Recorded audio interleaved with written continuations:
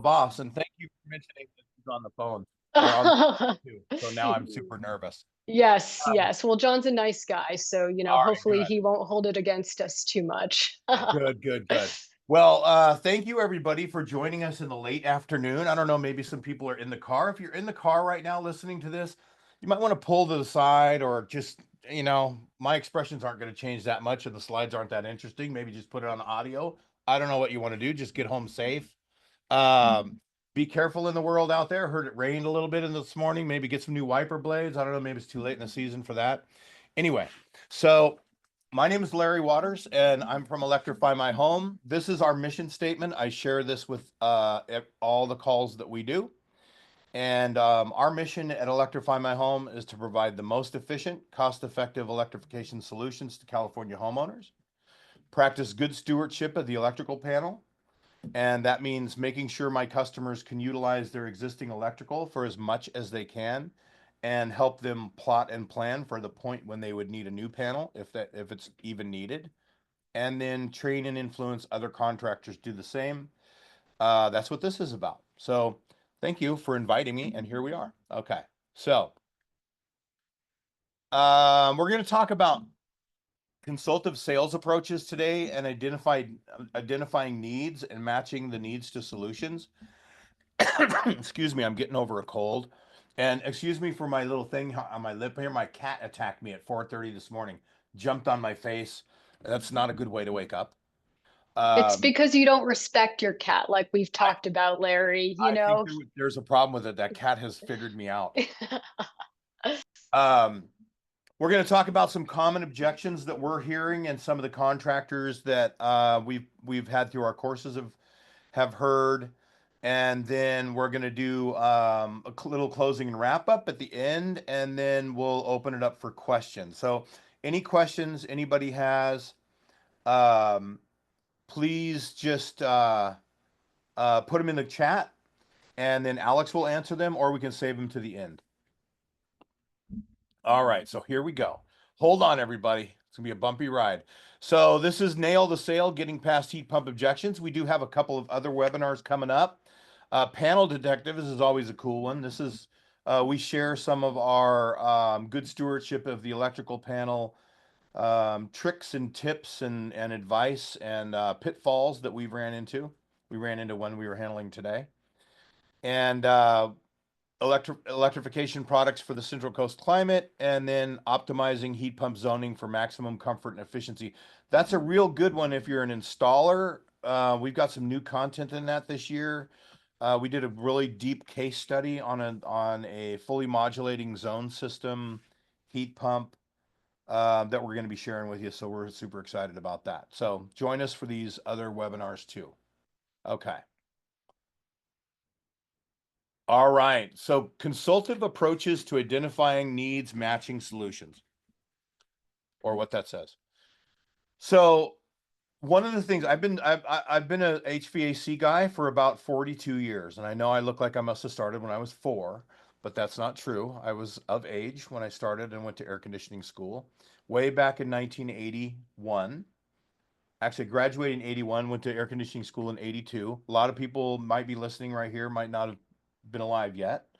So I've been doing this for quite a while, and I really got into kind of the art of selling once that had to be around 94 or 95, and I went to work for a company that they told me a really valiant lesson. As a service technician, I wanted to fix everything, and some things were beyond repair. And getting into fixing something that's beyond repair, at some point we need to talk to people about something new for their place.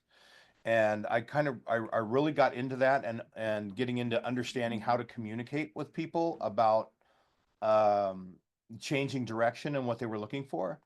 And I've always kind of built on that. So sales and design have been two of the favorite things to do over my career. So we're going to show you 6 steps to get started in this. But one of the main lessons that I've learned is objections are what customers or potential clients put up that are little walls for us to climb over. And if we can handle those objections in the way that they're looking for the questions to be answered, we can make it all the way to the sale. And objections aren't necessarily always a stall tactic with customers. Sometimes it's just they really just need information. So the best way to handle objections is to build a sales approach that foresees and address them ahead of time.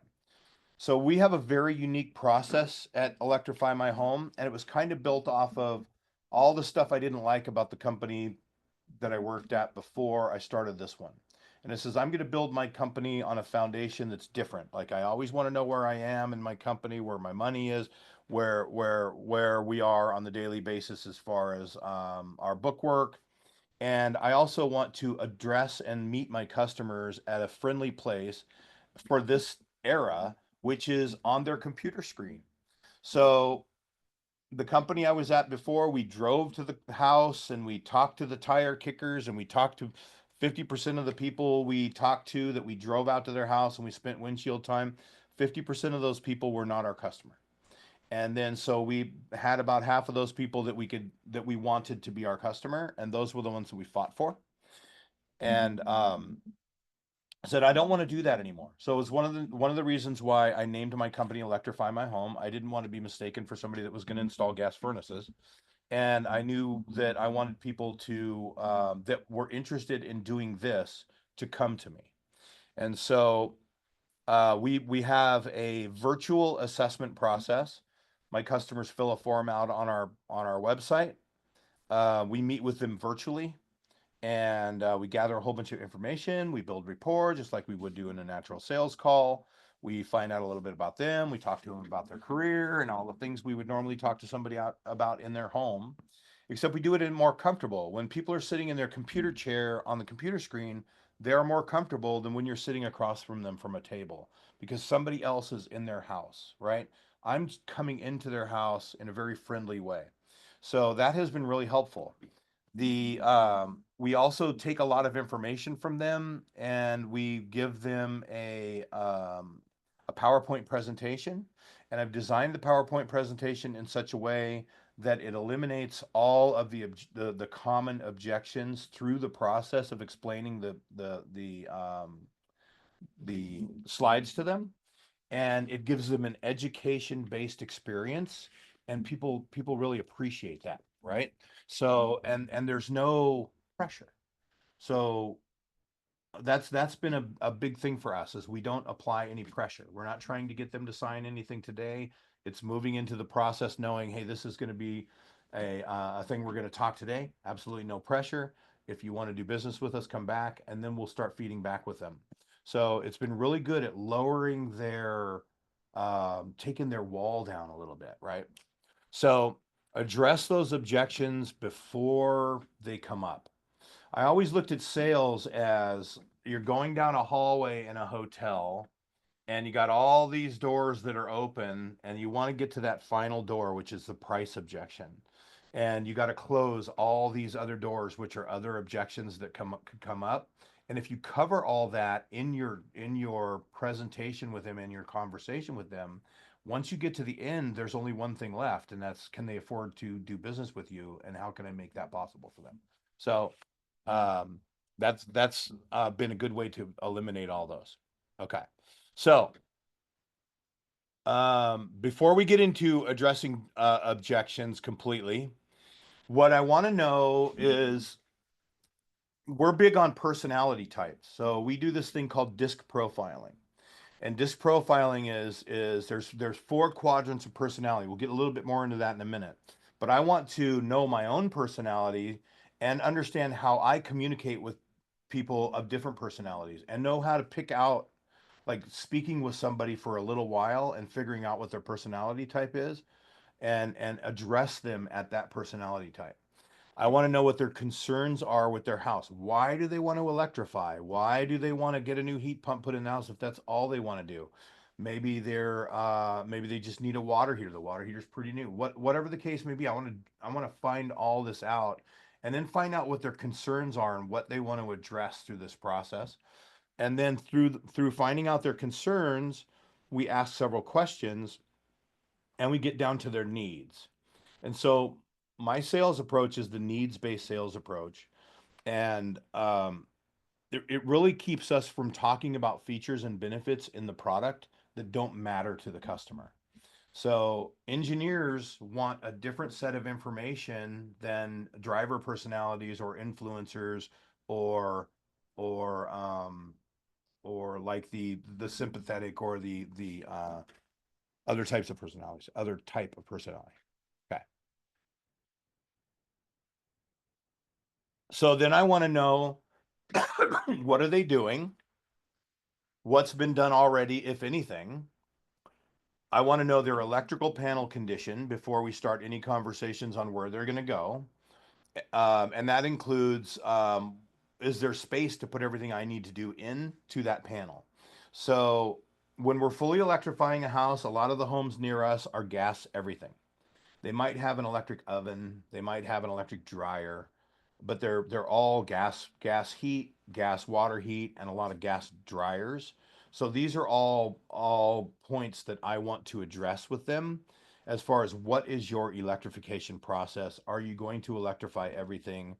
Are you a meter kicker? Like, do you want to get rid of the gas meter totally, or do you just want a more comfortable HVAC system for your house? You know, I want to get to know this and understand what their pathway forward is, but I also want them to know what the opportunities for electrification are. So we talk about what gas loads you have in the house, what's your plan on each one of them. Could I potentially earn a little bit more income for my company by addressing some of those electrical circuits now and potentially get them ready for the next one? And that would open up that conversation. Like maybe we should run the electrical to that heat pump water heater, that future heat pump water heater location, because when your water heater dies, it's not going to be on your schedule and you can be ready to plug one right in and it's not going to become an emergency. So that's a really important thing for this process. And then with an understanding of the customer and an understanding of the home, I'm going to start looking for the objections. And so there's some common objections that if you're a traditional HVAC company and you're selling gas as well, you're going to have a different set of objections than I've kind of weeded out of my company. And the reason for that, like people are not going to call electrify my home if they have to be talked out of a furnace, right? I have had some customers call and say, I'm trying to figure out whether I want to just put another furnace in or I want to put a heat pump in its place because I've been hearing a lot about them. We do have a few of those people come through. We tend to win those. Um, but when you're a traditional HVAC company and you're going out to the house and you're talking to the customer about their old furnace or their old water heater, it's a different conversation coming in, and some of those objections do pop up. So we'll talk a little bit more about that, and that's where really understanding the customer's personality type is going to come in super handy. So with an understanding of the customer and an understanding of their home, then we want to get prepared. So come prepared. And what we want to do, we have a lot of content available. If you guys are in sales and all that, we have a resources page on our website. It's electrifymyhome/resources. Tons of third-party articles. You can go in there and scrape those off. They're all hyperlinks, and they will help you push that conversation forward. And then I would be looking for anything from trade publications to New York Times articles, whatever it is. If you're going to start selling heat pumps and heat pump water heaters, go do a quick search and find some third party articles and load those down. Because when you're talking to customers that don't know about the transition and you're trying to get that part of the conversation across, having that information for them to see it from a third party, because chances are, if they're talking to multiple contractors, they might be talking to a couple of people that just want to pick up the quick sale and get the next gas furnace in there, and they might not even abreast the conversation. So you do need some backup if you're going to start talking about heat pumps to a furnace owner, and they're potentially getting other bids on furnaces. So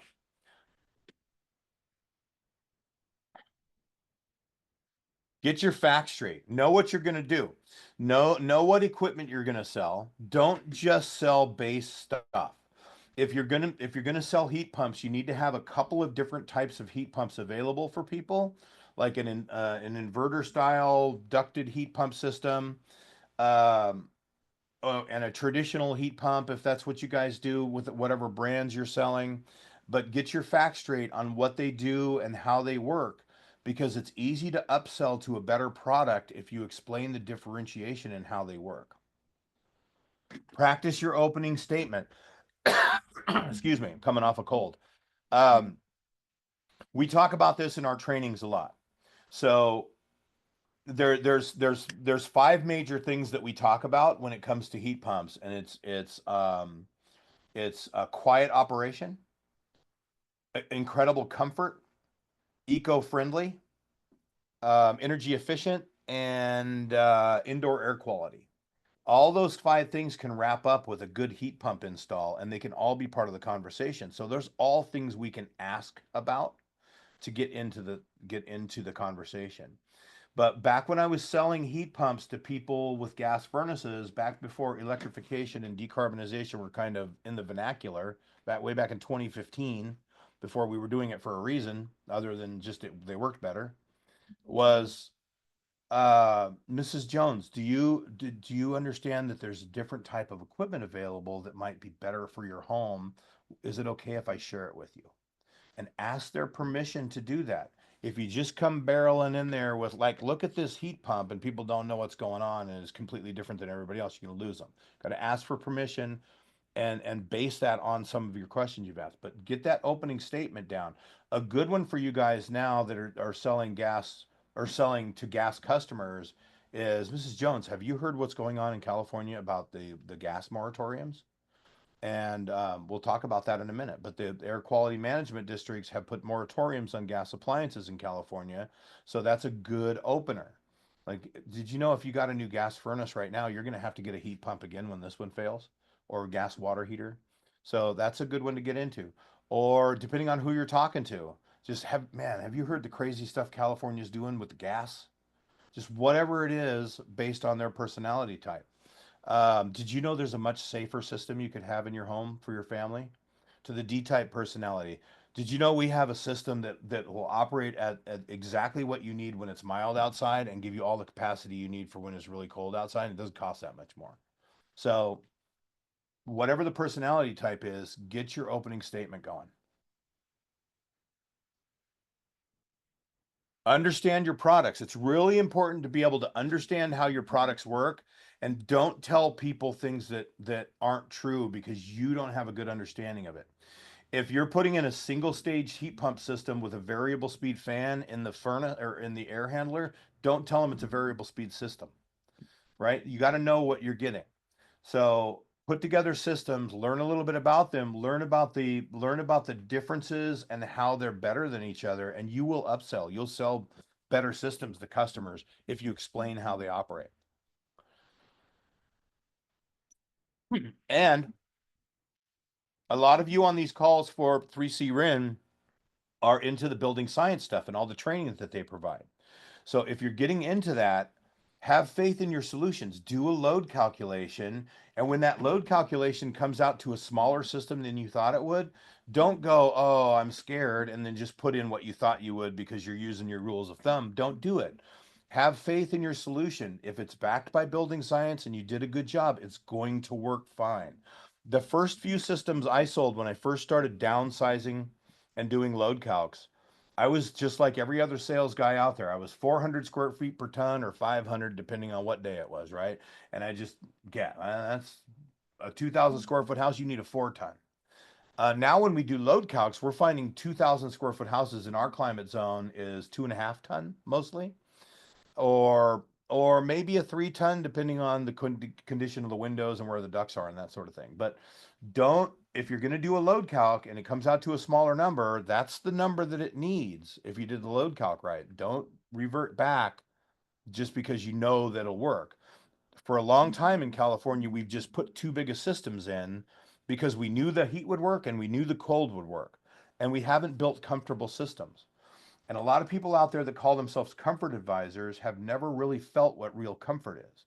And real comfort, my rule of thumb on real comfort is I can't hear it operate most of the time. Every room is within 1.5 degrees. My house feels warm and cool. It never feels cold or hot. So the house is always comfortable, super quiet. And that means I don't got to get up and fiddle with a thermostat all the time, which is also discomfort. So if you're calling yourself a comfort advisor and you're putting in systems that are too big, you're causing customers more discomfort. So use some building science and have faith in your solutions. Okay. Sorry if that came off a little preachy there. Okay. And then what we want to do is a little recon on the customer, right? We want to approach and observe your environment. So there's certain customers, when you roll up in the front of them, you can figure out a little bit about them, right? If you've got the Joneses that are rolling up and they're presenting their Nissan Leaf like they're Vanna White and you just won the big prize, you got that particular customer on the hook, right? So this is somebody I'm going to talk to about eco stuff. This is all about an S-type personality. I'm going to get in there and we're going to talk about how this system's going to change their world and change the world, right? Maybe you got this beautiful house, like you've got a lot of these out by you. These are people that might be more of an I-type personality, somebody that really has they're really an influencer type personality. They want people to roll up in front of their house and go, "Wow, this is gorgeous, man," and they're going to tell you like, "Oh, this is real cedar on the wall. Yeah, I had 3 coats of number 16 stain put on here and 14 coats of varathane, whatever." They're going to be super proud. They're going to know all the stuff. They're going to have a Porsche and electric car in the driveway or the garage.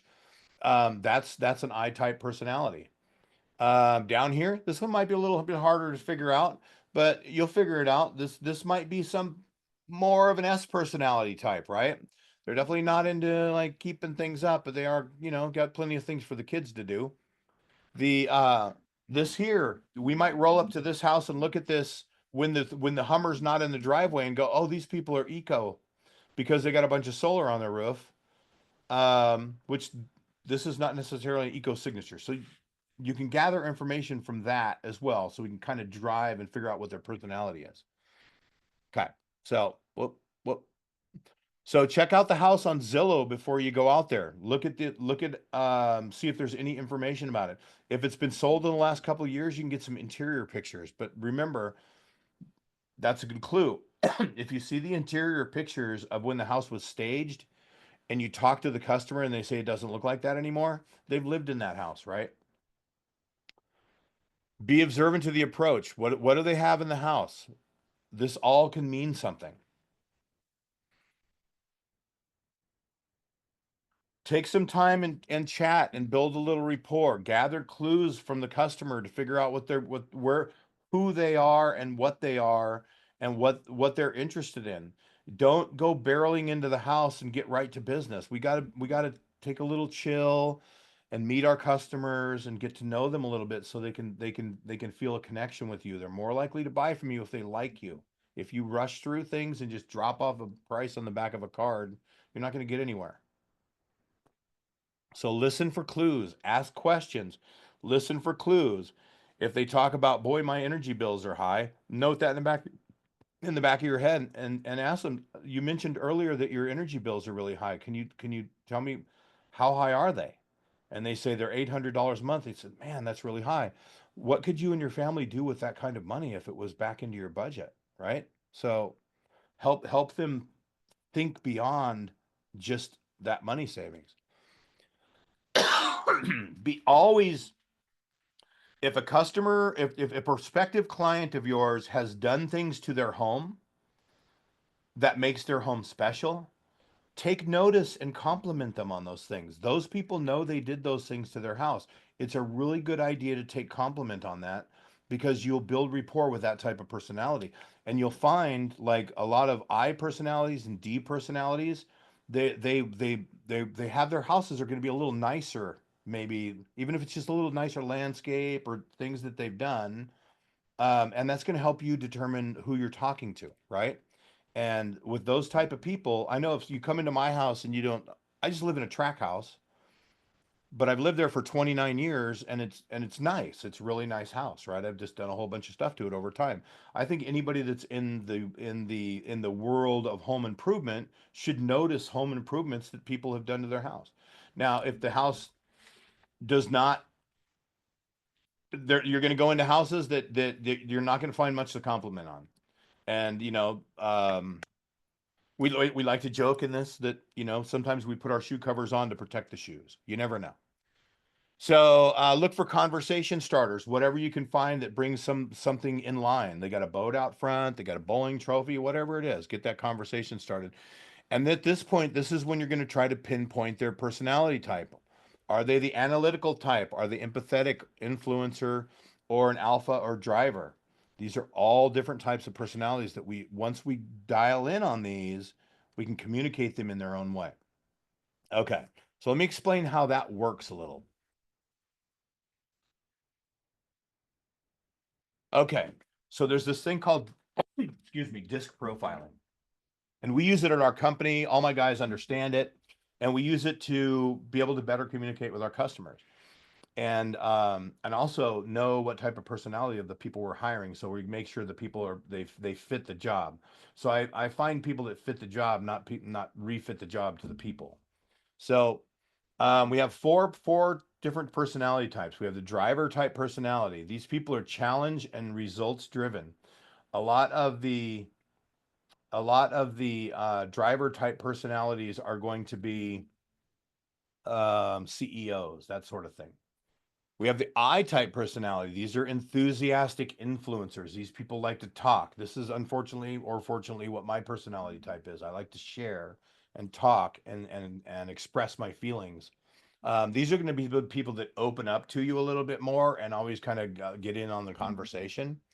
We have the conscientious personalities. This is our corner where our engineers are going to live in, right? And the people that are really very organized and have a good handle on how they do everything. The conscientious person is going to know she has to be somewhere and give herself plenty of time to get there.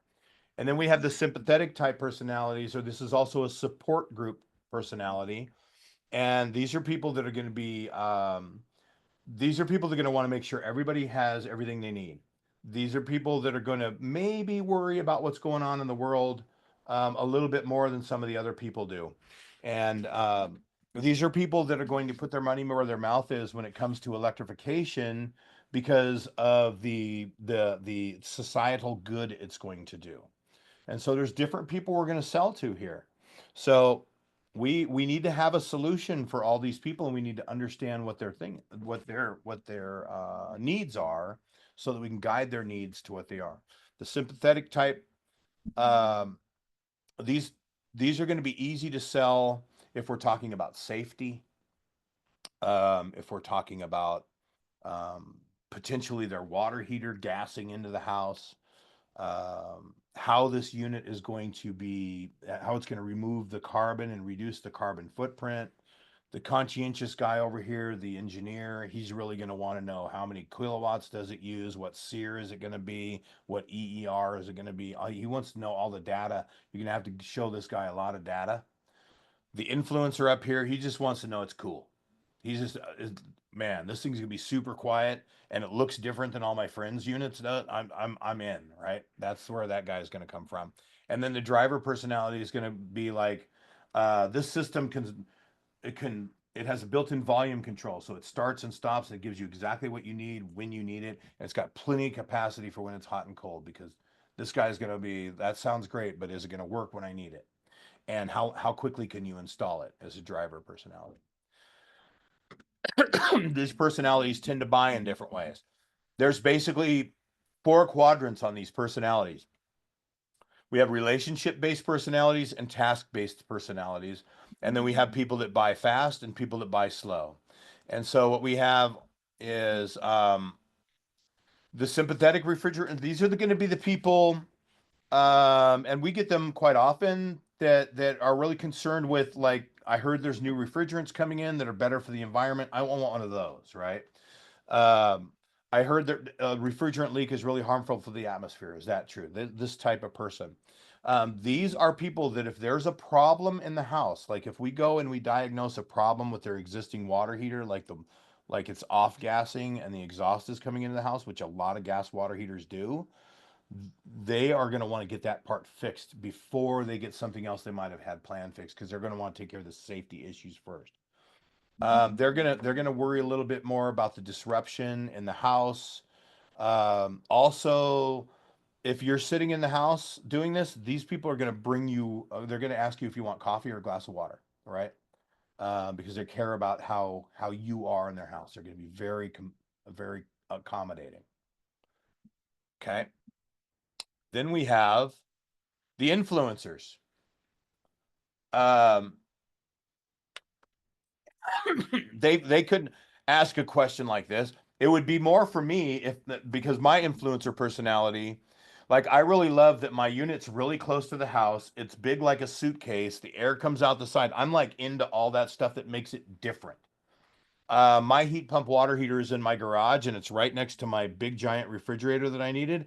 And I got a smaller heat pump water heater than I probably should have because I really want a big, nice refrigerator to keep all my refreshments in, right? And so very visually oriented. Like everything kind of looks nice. And they want a modern system. They want to know that it's got cool features, and you can talk up the filtration in here and the variable speed fan and the fact that you can choose what fan speed this is going and you can put it in high and it's got like a turbo mode. All of that is going to be really open to the influencer type. Okay, the conscientious, like I was saying, these guys want data. How many kilowatts will I save? They're going to ask you, can you give me an ROI on how much, how much exactly is this going to save me by operating? Don't get caught in that trap. You you cannot tell somebody how much they are going to save. You can't say this system is going to save you 30% on your operating costs. You cannot say that when you're doing this, because you have to have too much data to be able to assure that that's the truth. You have to be honest with people. You can talk about these systems are extremely energy efficient. These systems will give you 3 units of heat or 4 units of heat for every 1 unit of energy versus your furnace that gives you zero point 0.9 units of heat for every 1 unit of energy. It's 300% more efficient than your gas furnace, but you cannot say it's going to cost half as much to operate, because you're going to get caught in a trap, because not everybody uses their systems the same, and when they put in a new system they're going to use it differently, and heat pumps have to stay running in order to keep the house comfortable and work properly. So they're going to run longer, so it does not mean that they're always going to use less energy or cost less to operate. So you got to be careful with that, and you can tell the engineer that and they'll understand. um, a lot of these guys, if you're selling heat pump water heaters, when you tell them that cool air is going to come out of that thing, they're going to want to do something with that cool air. And you just kind of got to tell them, hey, it's not enough to do anything with. You'll get a little ancillary cooling in your garage potentially, but we're not going to like redirect the airflow and rely on you flipping a damper either way. We never want to take air from the garage and blow it in the house, right? We don't want to do that. But all engineers are going to ask you for that. So that's a good way to determine who they are. And the D-type personality, if there's anybody here that's in the HVAC trade that's in the audience today, which I'm assuming there are, if you've ever gone to do a service call and you ring the doorbell and you hear the garage door open and the guy says, furnace is right here, come get me when you're done, that's a D-type personality all day, right? D-type personalities, their stuff is going to be straight away. They're going to want to kind of lead the charge. They're not going to want to listen to a guy like me that wants to get into deep detail about different things that the conscientious guy wants to hear. They're not going to reply. They're not going to respond to the same things the sympathetic or the support personality is. They're just not going to care that much. I hate to say it, but a lot of driver personalities are very environmental, but that's not going to be their driver. Their driver is going to be get it done quickly, put a system in. How fast can you do it? I need it installed on Saturday because I don't want to take time off work. That is a driver personality. It's pretty easy to figure out. Okay. All right, moving on. This is mapping the disc. This is a little game that we play in our classes, and it's really the statement is heat pumps are great because, and then we match it to the personality type. And this is an easy one for you guys to get a grip on. It's not bi-directional in this, but I'm going to go through it. But they'll save you $250 a year. What personality types would respond best to that? And that's the save you $250 a year is going to be the C type personality. I think we got an alignment issue here. Okay. Backspace. Enter. They're great for the environment. That's going to be our S type personalities.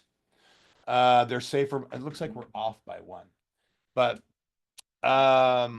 who's going to say they're the safer for my family?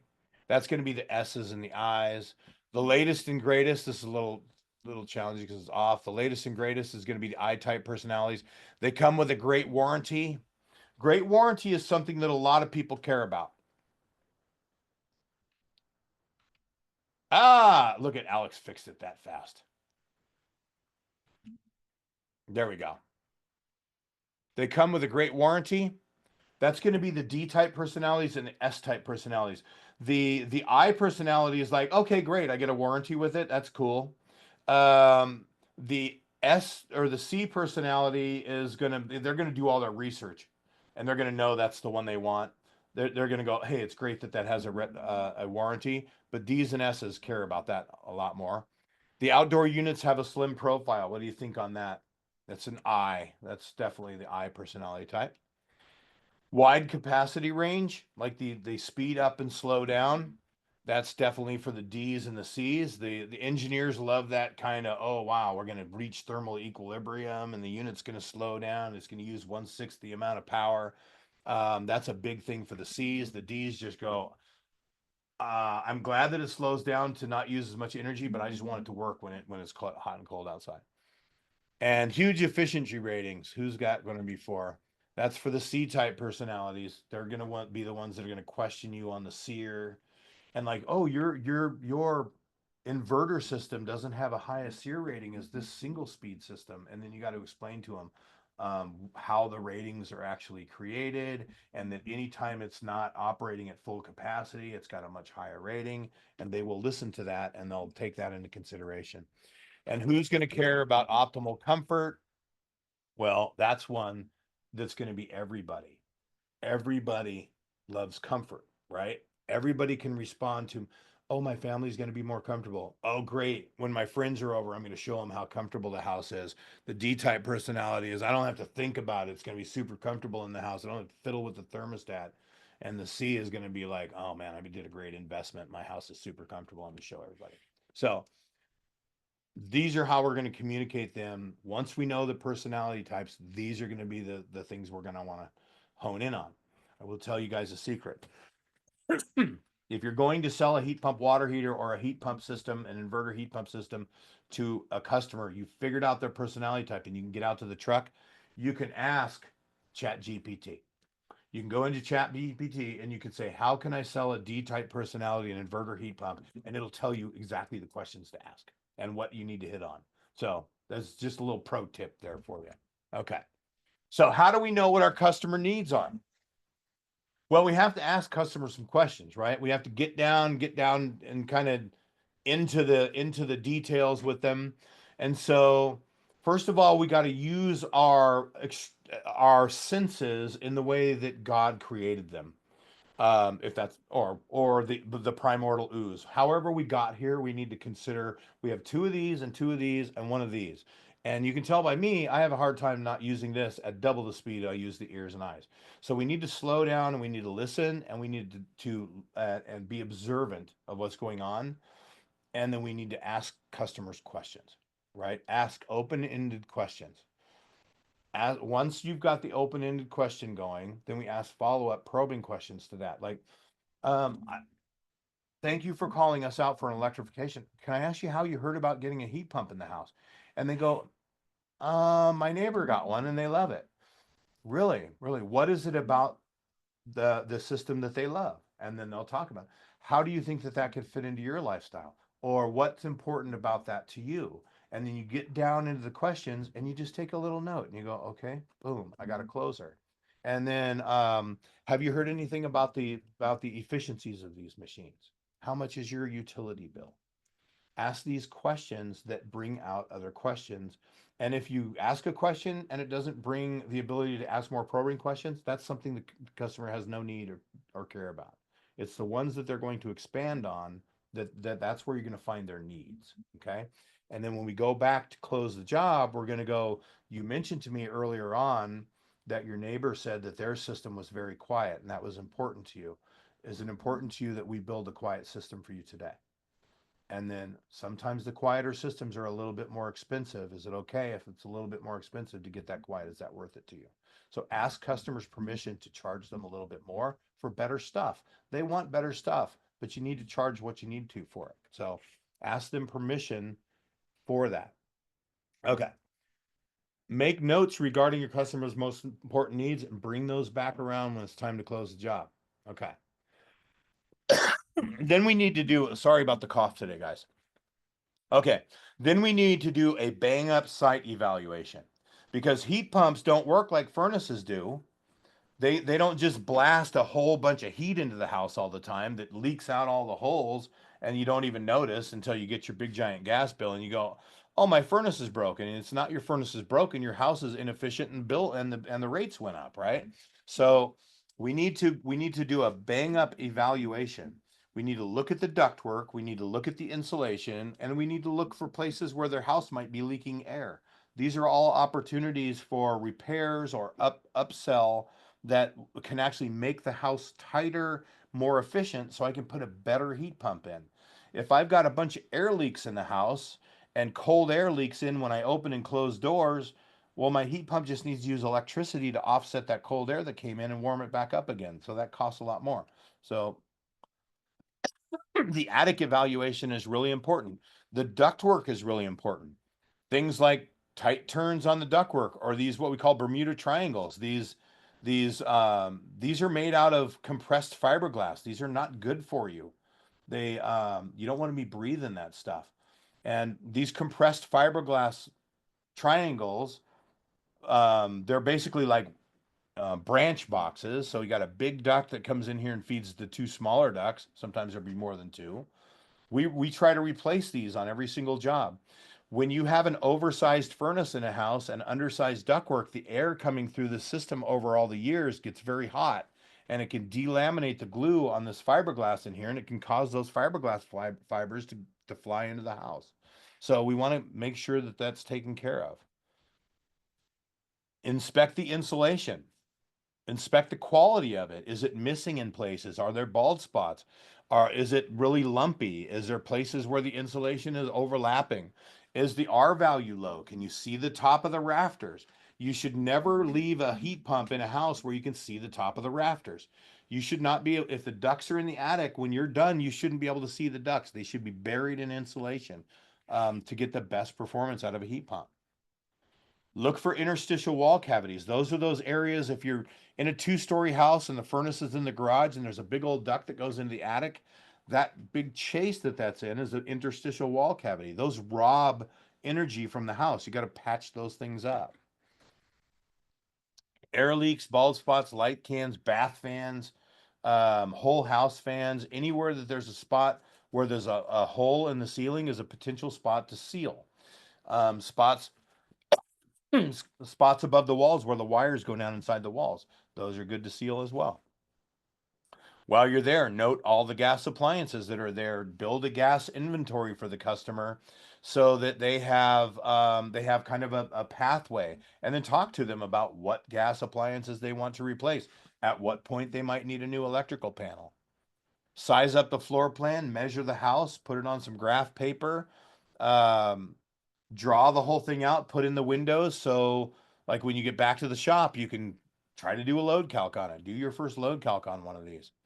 Make sure you count the registers and measure the registers because when you install a heat pump system, you should be changing the registers. Do not leave three-way stamped ceiling grills in place with a new heat pump. You're going to get a call back. take lots and lots of pictures so that when you get back to the shop and you're looking at your pictures, you can remember those things you looked at. If you're good tradesmen in this trade, you have 20,000 pictures in your phone. 5,000 of them are family, 15,000 are attics and crawl spaces. That's just my phone. Or when I travel to Europe and I take pictures of mini splits on the top of roofs and on the sides of walls, my wife's going, "Oh, you're taking a lot of pictures." I go, "Yeah, there's another unit right there." Then you're going to present your findings. So you want to take your pictures on your phone. The way I always did it was take the pictures on the phone, airdrop them to the iPad, open up the iPad, and go through each picture and explain to the customer what these deficiencies are. Take a little time to do that.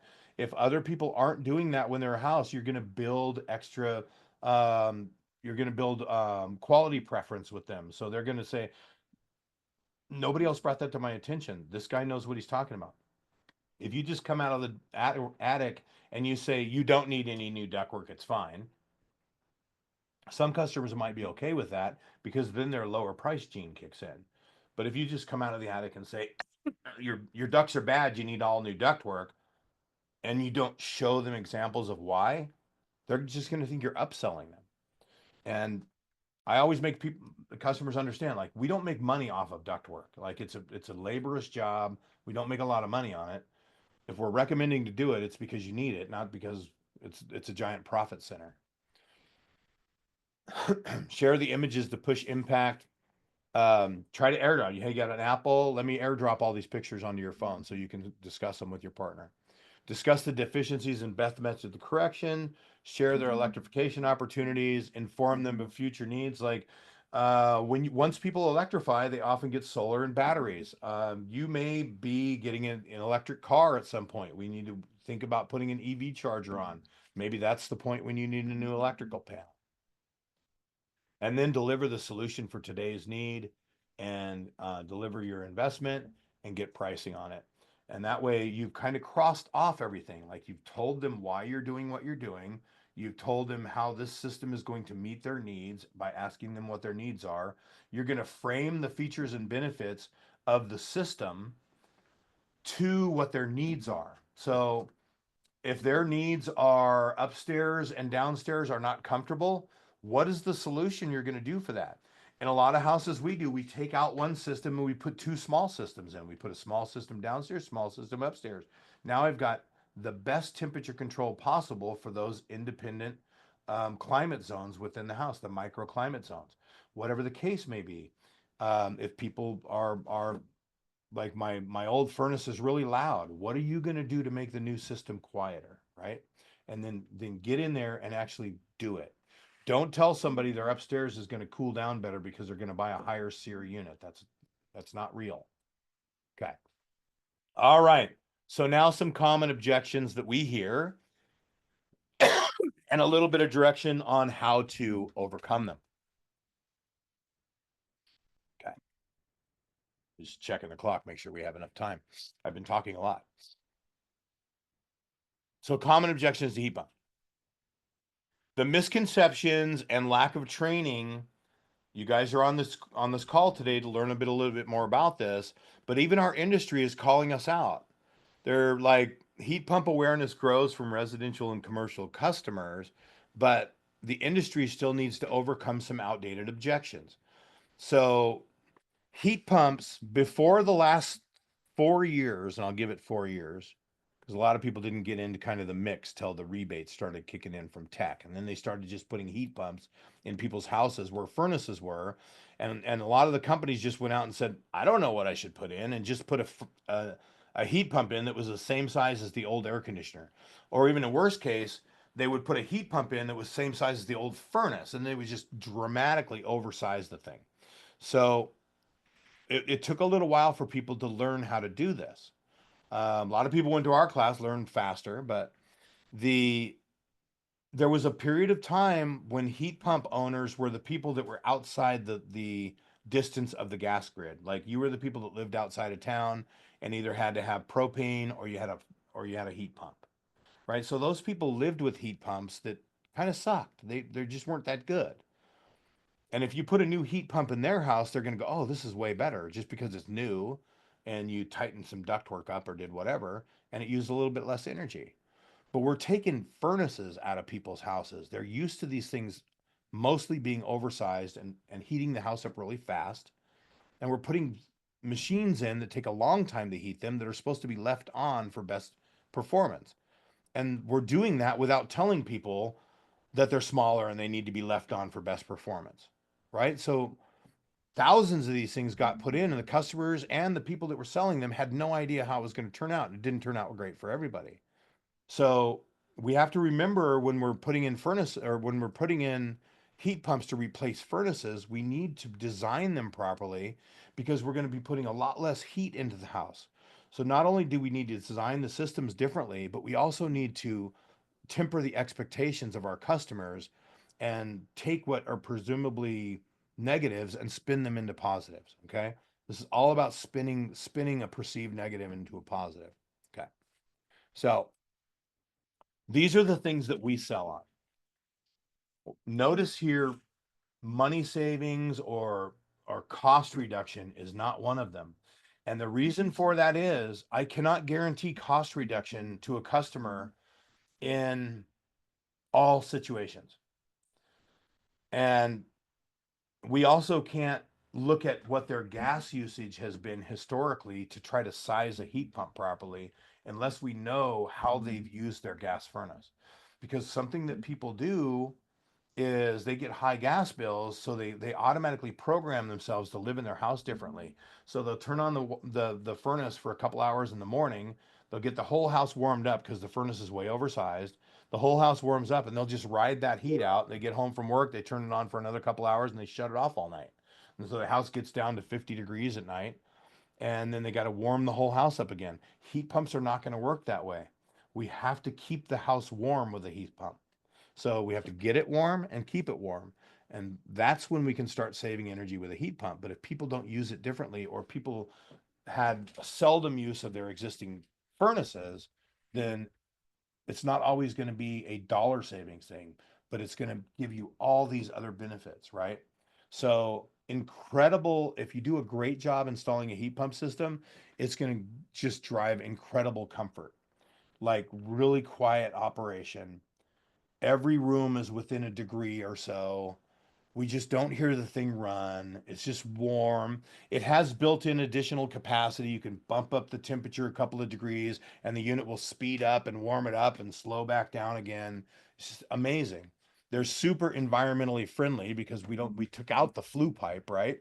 They're safer because we capped the gas line and there's no potential for that customer to ever have a carbon monoxide leak or any spillage into the house or anything like that. And because they run longer, we team them up with some really good filtration systems. So all that longer cycle where they're evenly heating the house and they've got into this really tight thermal comfort and they're putting less heat in over a longer period of time and they've got this gentle feeling of a warm house. All that takes longer runtime, which means I can drag air across a filter for many more hours per day. And by doing that, I can dramatically increase their indoor air quality. So these are the features you want to sell on. If you're selling in a cooling dominated climate where they run their AC all the time, or they just have the thermostat set to one temperature all the time and they just keep the house, 72 all the time, you can talk about some energy savings potentially. But a lot of this is going to be future energy savings as we get closer to the moratorium time, closer to 2030. More and more people have gotten off the gas. Less therms are being sold. At that point, gas prices are going to creep up because the maintenance on the gas system's pricing isn't going to change. It's only going to keep going up, and fewer people are going to be sharing that cost. So gas prices are going to go way up. So a lot of this is future energy saving.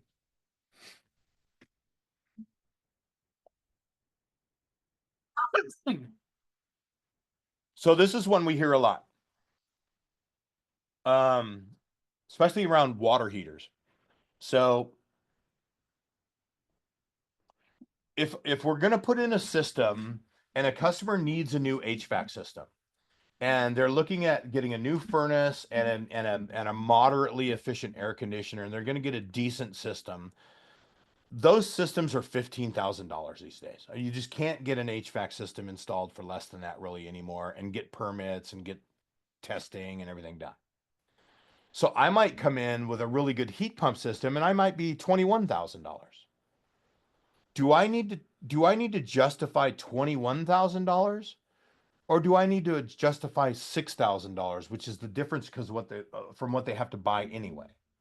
And the answer to that is obviously I just need to sell my benefits on the difference in cost. They have to buy something anyway. Like they could buy a very base model system for $15,000, or I can build value for $6,000. And sometimes that value, especially in 3C rent territory, is including incentives and other things that are going to buy some of that down, which is going to close that gap, right? So, so we just have to justify the incremental cost of the two. So, and then we have to figure out by our customer's personality type, what are these things that their needs were based on? Like, is it safety? Is it health? Is it comfort? Is it productivity? Is it the environmental benefit? What is that worth to the customer? If I can't use a little bit of incentive money and potentially a tax credit, and I got the bucks down a little bit, and then I can build value on these benefits they want better with my system than I can that system, that's going to be an easy close, right?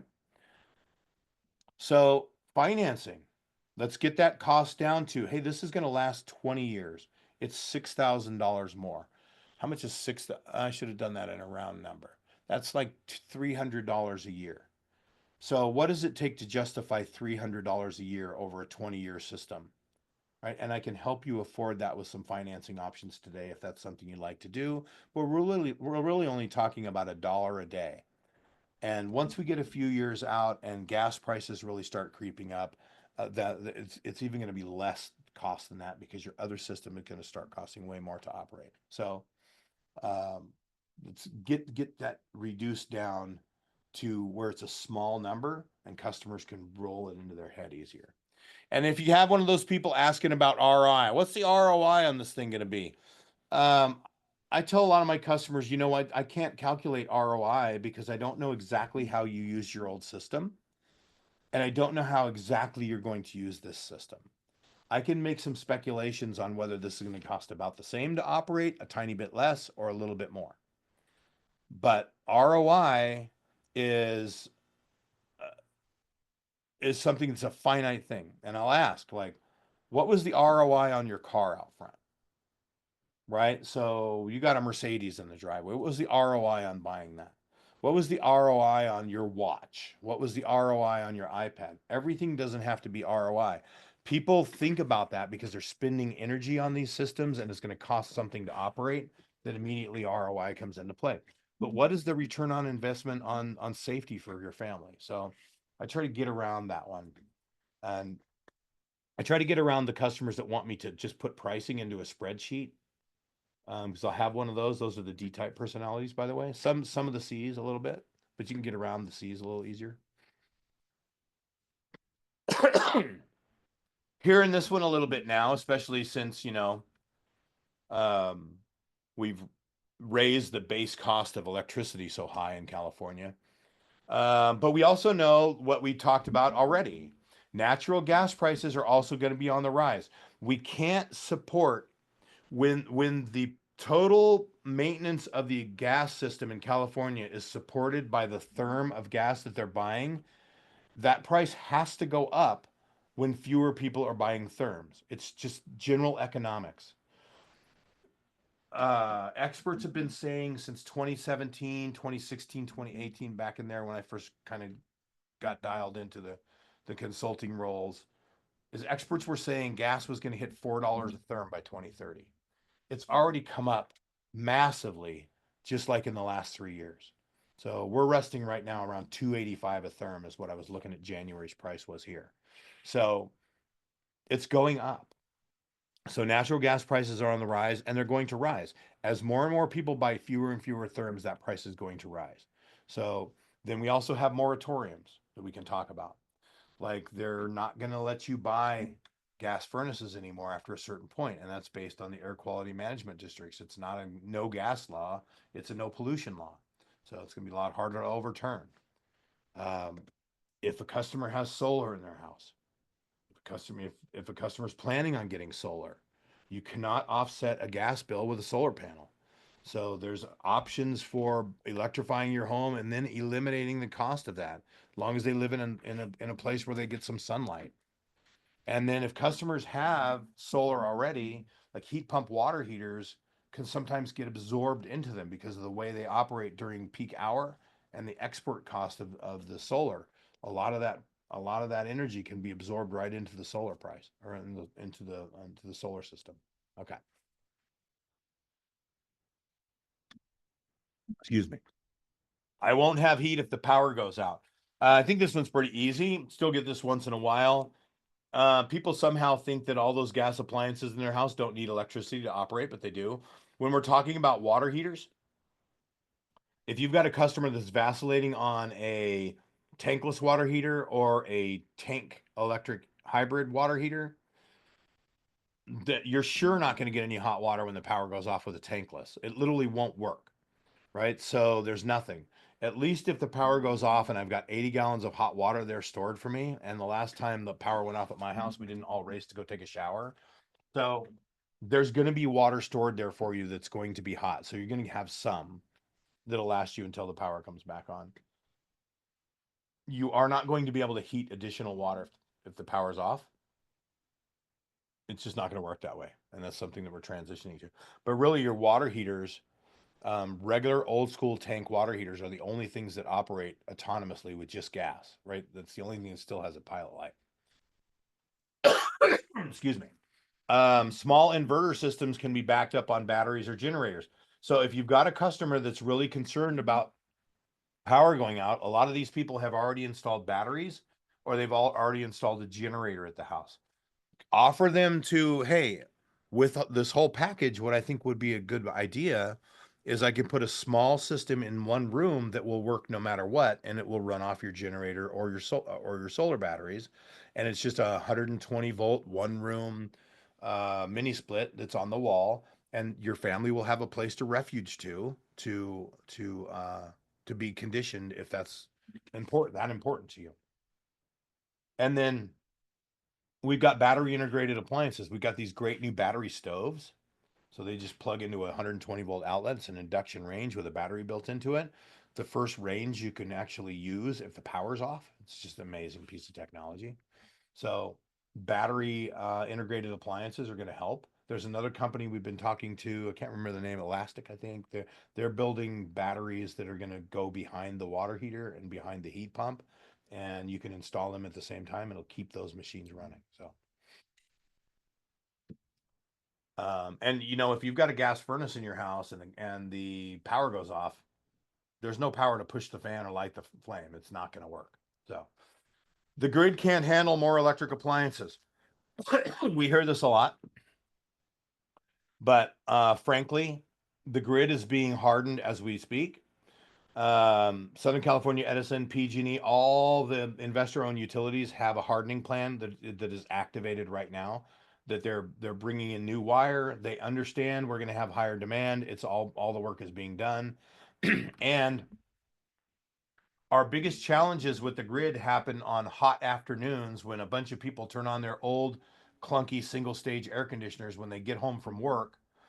Instead of keeping their house cool all day, they wait till peak rate when they're spending 60 cents to come home and turn their air conditioner on. And this causes a massive glut of energy use. When if we just replace those systems with really efficient inverter systems and they keep their house warm or cool all day, we can eliminate that whole problem. So doing this right and electrifying efficiently is going to help with this problem, not hurt it. There is 3.6 million houses out there without air conditioning, so that could be a challenge. Hear this one once in a while. My neighbor told me her heat pump blows cold air. That means that they didn't do one of the primary things, which is when you put a heat pump in a house, you put in new registers that don't blow the air on the occupants. That's one of the most important things you have to do. And also size a heat pump system and put the right inverter heat pump system in so it's not just blasting giant amounts of air in every room all the time. That's a poorly installed heat pump if it's doing that.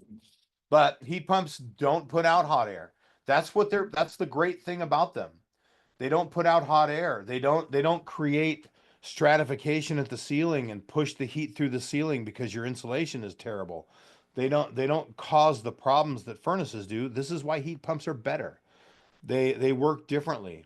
The goal is to keep our living space warm. Once I've warmed my living space up and my couch is the same temperature as the room, I'm sitting in a room that can radiate perfect temperature towards me. So mean radiant temperature on the body is what we feel 60% of. When I'm slowly putting heat into a room and I raise the temperature of that room to a comfortable level, I've got a little bit of convection moving around me, but the radiant heat coming out of everything that's happening in the room, because I've got all of it heated with or loaded with heat, is much better for being comfortable than having a bunch of hot air blowing on you. So I like that heat pumps don't put out hot air. I like that they take longer to heat because they're going to mix the air better and it's going to give me an opportunity to clean the air. So you turn this negative into a positive. Heat pumps don't work in the cold. Well, they do. There is some there it's heat pumps function less efficiently and with less capacity as it gets colder outside. That is a 100% true statement. But a properly sized heat pump system for the climate zone that it's being installed in should give you adequate heating for whatever the case may be if you're doing it right. If you're making the house hold the heat by installing some insulation, doing a few air sealing tricks here and there, covering up our insulate or covering up our ductwork with insulation if it's in the attic, doing these steps to make the house perform better, a properly sized heat pump will do a fine job even when it gets unseasonably cold. If you've got a design temperature in Santa Barbara that's 43 degrees and you have an unseasonably cold day and it gets down to 35 degrees, the house might not get up to 75 degrees or 74 degrees or 72 degrees. It might not. But if they keep the house warm and start for the next day and get the house a little bit warmer, they can hold whatever heat they put in there. It's it can't. There's some conditions where when it gets cold outside, it's not going to overcome the heat differential. But all we got to do is charge our house up a little further the next day and maintain it. It's all of them can do that if they're sized right. So BTUs exist all around us. They're coming from everywhere. Right? How'd that come up? Right-sized heat pumps work in all California climate zones. Keyword is right size. These things, heat pumps are critical to be right sized.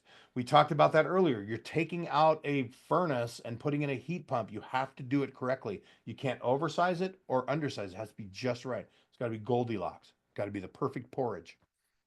Yes, the system will work a little harder on the coldest days of the year. But I tell my customers, you will notice that this machine is working harder because on the coldest nights of the year is likely the only time you're going to hear the outside part running. Cold climate heat pumps. If you're living in a space where you're really worried about it, these manufacturers build cold climate heat pumps that can give full performance all the way down to 5 degrees and even some of them into -5 degrees. If you're super concerned about it, put a sub-zero heat pump in there. They're never going to not have all the heat they need. It is going to be a little bit louder and use a little bit more energy, but if that's a worry and the customer's worried about that, put the right one in. But we can design a heat pump for your house that's going to keep it comfortable.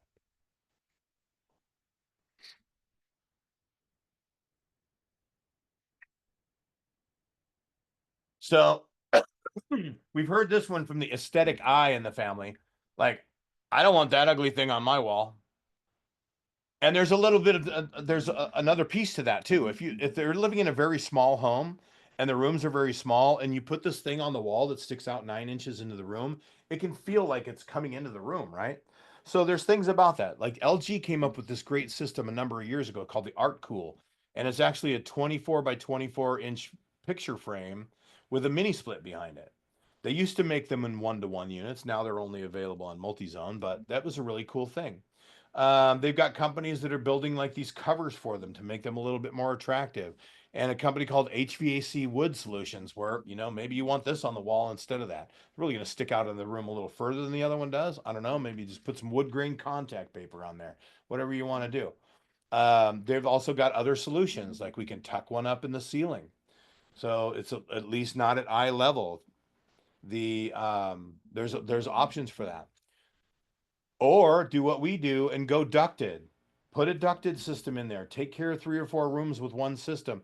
Do 2 ducted systems. All there's going to be is a register. It's going to deliver just like a traditional system. But now I know in some houses they just don't fit. You just can't. There's no attic space. It's a flat roof. Got a lot of beautiful contemporary homes by you. Sometimes we need a different solution, and the industry is keeping up with that. But you're still going to have to run the infrastructure. Some people are going to be fine with these. I have noticed that people are a little bit more open to these now that the kind of the feelings out there that these do a great job. Personally, I don't hate them.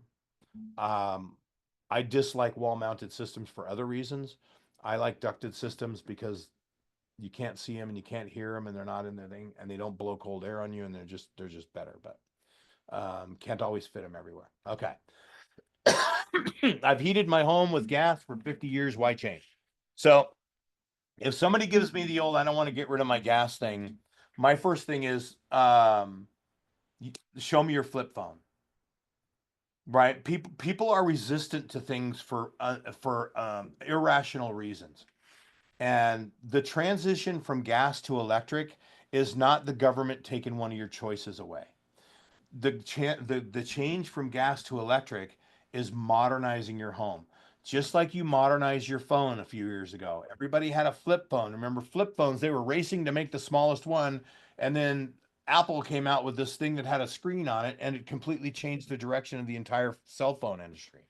So that's a good way to emphasize that with people. Like, do you still use a flip phone? I mean, there's other parts of your life where you've embraced technology. And so this is an embracement of technology. It's not changing from gas to electric. It's changing from old to new. It's changing from less efficient to more efficient. It's changing from less comfortable to more comfortable. Everything about these are better if we do them properly. There's nothing more here than moving into today's technology. If you go to somebody's house and they have electric car and solar panels, they want a new gas anything in their house, they're going to be easy to talk to about that. Like, you're going to the if you've ever driven an electric car for the first time, it drives differently. Your house is going to drive differently. It's going to work better.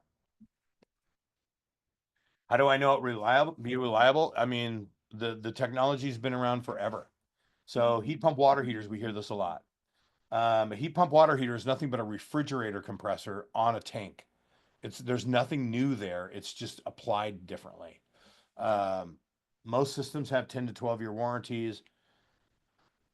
If I install it properly, it's not going to turn on and off all the time. It's going to last longer because it's always kind of got to be in cruise control. A lot of ways around that one. They're too loud. Some of them are. So if a customer says something about, I've heard a heat pump run, it's way too loud, or I don't want one of those because my air conditioner is loud. We just say there's different choices with these systems. They do have the basic models that do brag about being 74 decibels, but we're talking about a system that is much quieter than that. Side discharge fan, very quiet operation. In fact, you have to go out and look and see if the fan is turning sometimes just to see if it's on. All heat pumps are not created equal. Dozens of models that run far quieter than your AC, some of them that are quieter than a dishwasher. We can find places to put these things. We can hang it on a wall. You can put it on the roof. You can shove it under the deck. Like, there's a lot of different ways to do these. So it gives us some expanded ability to put machines in. What we're finding now is, or we've been dealing with this for quite a while actually, is the cities have distances from the property line that they don't want anything mounted in that distance if it's below a certain level. So you could have 3 foot 11.5 inches down the side of the house. If the city wants 4 feet, they won't let you put a unit there. You could have 4 foot 1 inch and they'll let you put a unit there. and you're choking off the space on the side of the house either way, but it's 1 inch difference. So that you got to be careful. This type of equipment is good for that. Sometimes you can lift it up above eye level or head level, like the one you see above there. Um, so there is opportunity for that. I heard existing ducts won't work with a heat pump. Now this can be true or it can be not true. So correct duct sizing is way more important with it than a traditional HVAC system with a heat pump. But it's important for all of them, right? A lot of furnaces out there are oversized and they have undersized ductwork. So the furnaces just cycle on the limit. They just go out and over temperature all the time. And people don't even realize that's happening because there's still heat coming out of the vents. A lot of the systems that are installed now, the ductwork isn't right for them. So it's just a conversation we need to have. It's not always cut and dry. We find lots of houses where the ducts work fine. Some of them, maybe one duct run needs to be increased in size because I need to get more air to the back room than they designed into it. So sometimes we can reuse them, sometimes we can't. It's not an all or nothing thing, but we just need to have properly designed and sized duct system to give you peak performance of your heat pump system because I want to guarantee your comfort and I can't guarantee your comfort if I can't get enough air into that room. So I need more duct to get air into the room so that I can solve that problem for you. So once I do my design, I'll tell you if the ductwork system was good. When we present to our customers, we always put a price in for ductwork. We leave it as a zero line item, and we tell them once we come out and do the site survey and do the load calc, I'll tell you if I think you need new ductwork, and then they already know what the price is, and they've kind of already worked it into their head. So if accessibility or a situation is disadvantageous for replacement of the ductwork, like it's running through the foundation or it's up inside a ceiling cavity that where you would have to rip out drywall. At that point, if you can't replace it and you can't test it and you don't know what it's going to do, maybe going ductless is going to be a better job. Or if it's in a really tight crawl space and you can't get the larger ducts under there without them touching the earth, maybe putting it in the attic is a better solution because you got more room up there. So don't be afraid to offer a different solution. I did one recently where we were going to have to trench all this area underneath the house in order for the ducts not to touch the ground. And they ended up going with a unit in the attic, which is better anyway because I don't have to worry about where the furniture is from the vents on the floor, right? So, okay. It's not carbon friendly because electricity comes from fossil fuels. We are about to finish. We got 3 more minutes. Okay. All but 2 states in the United States in the lower 48. These 2 states use a lot of coal, but Rewiring America did a study. They found that 98% of all U.S. households would benefit by reducing their carbon emissions by installing a heat pump. This is one we hear all the time. I like the bedroom cold. What we do at my house, we crack the window open, keep the bedroom cool, and then I don't let my house get cold at night because it takes a lot of energy to restore all that energy into everything, and it's way less expensive for me to keep my house charged up and warm. And then in the morning, I can walk out of my cool bedroom into a warm house.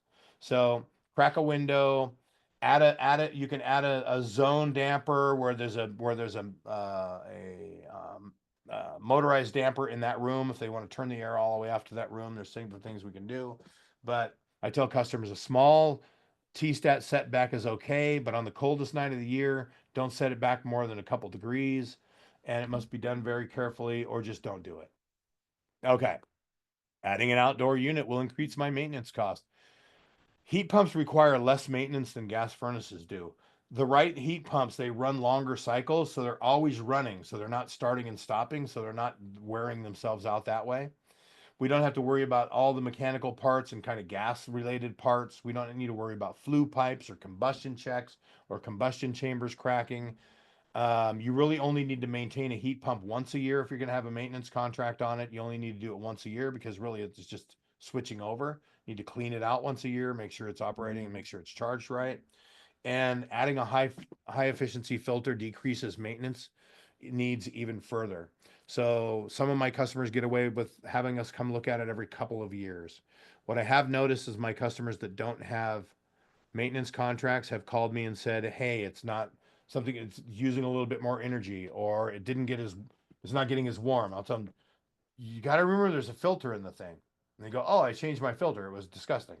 So having a maintenance contract on them is really important. Putting in the really good filters that can last a long time between changes is really important. And having big filters that the air doesn't take as much resistance to pull through and they don't load up as fast is better for energy efficiency. So I believe that is the end of our journey today, folks. I appreciate you coming out and hanging out with us for an hour and a half. I hope you got something out of this. Join us April 8th at 4 o'clock for panel detectives. That's electrical panel assessments for heat pump installers. We will see you then. In closing. Yep. Yeah, thank you so much, Larry, and for all of you for spending your Tuesday afternoon, evening with us. And the slides and the recording will be sent to your inbox. If you could please take the survey, it's really, really helpful for us. If you're looking for any learning units or CEUs, my email, Julianne@3CRen, you can shoot me a note. Larry listed them at the top of the presentation, and here's some of our upcoming Electrify My Home courses. And you can look at our 3C Ren calendar events and trainings for all the offerings that we have. And I just want to say thank you again to Larry and Alex from Electrify My Home, and thank you to all of you. And we look forward to seeing you at the next training. Thanks, everybody. Thanks for spending the time with us. We really